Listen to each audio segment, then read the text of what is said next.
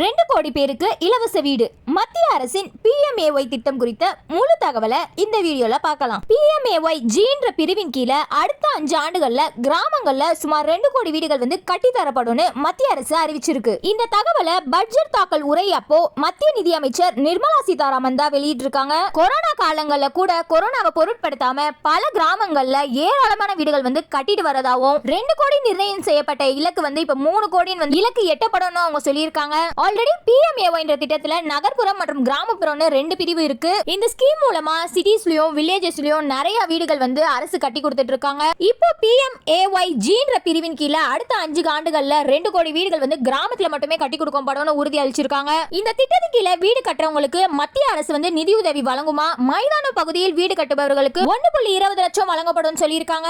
அதுவே மலை பகுதிகளில் வீடு கட்டுபவர்களுக்கு 1.30 லட்சம் வழங்கப்படும் சொல்லியிருக்காங்க. இந்த திட்டத்தை பாத்தீங்கன்னா மத்திய அரசு மட்டும் இல்லாம மாநில அரசும் கைகோத்து தான் பண்றாங்க. 60% மத்திய அரசு வழங்குது, மீதமுள்ள 40% அந்தந்த மாநில அரசுகள் வழங்கிட்டு வராங்கன்னு சொல்லியிருக்காங்க. இந்த திட்டத்துக்கு கீழே அரசு கிட்ட இருந்து நிதி உதவி வாங்க சில தகுதிகள் சொல்லியிருக்காங்க. அதுல முதல் தகுதியா அந்த குடும்பத்துக்கு வீடு இருக்க கூடாதான், வீடற்ற குடும்பமா தான் இருக்கணுமா. 1 இல்லது 2 அறைகள், கச்சா சுவர்கள், கச்சா கூரை கொண்ட குடும்பங்களும் விண்ணப்பிக்கலாமா. 25 வயசுக்கு மேற்பட்ட கல்வி அறிவு இல்லாத குடும்பத்தினரும் விண்ணப்பிக்கலாம். 16 வயசு முதல் 59 வயது வரை உள்ள ஆண் உறுப்பினர் இல்லாத குடும்பமாக இருக்க வேண்டும். ஊனமற்றவங்களை தங்களோட குடும்ப உறுப்பினரா வச்சிருக்கவங்களும் இதுக்காக விண்ணப்பிக்கலாம். நிலம் இல்லாத குடும்பங்கள், சாதாரண வேலை மூலம் வருமானம் ஈட்டும் குடும்பங்களும் விண்ணப்பிக்கலாம். பட்டியல் ஜாதியினர், பழங்குடியினர், சிறுபான்மையினரும் விண்ணப்பிக்கலாம் சொல்லியிருக்காங்க. இதுக்கு விண்ணப்பிக்க தேவையான ஆவணங்கள் என்னன்னு பார்க்கலாம். ஆதார் அட்டை அல்லது ஆதார் எண், புகைப்படம், பயனாளியின் வேலை அட்டை அல்லது வேலை அட்டை எண், வங்கி பாஸ் புத்தகம், ஸ்வச் பாரத் மிஷன் பதிவு எண் மற்றும் மொபைல் நம்பரும் தேவை.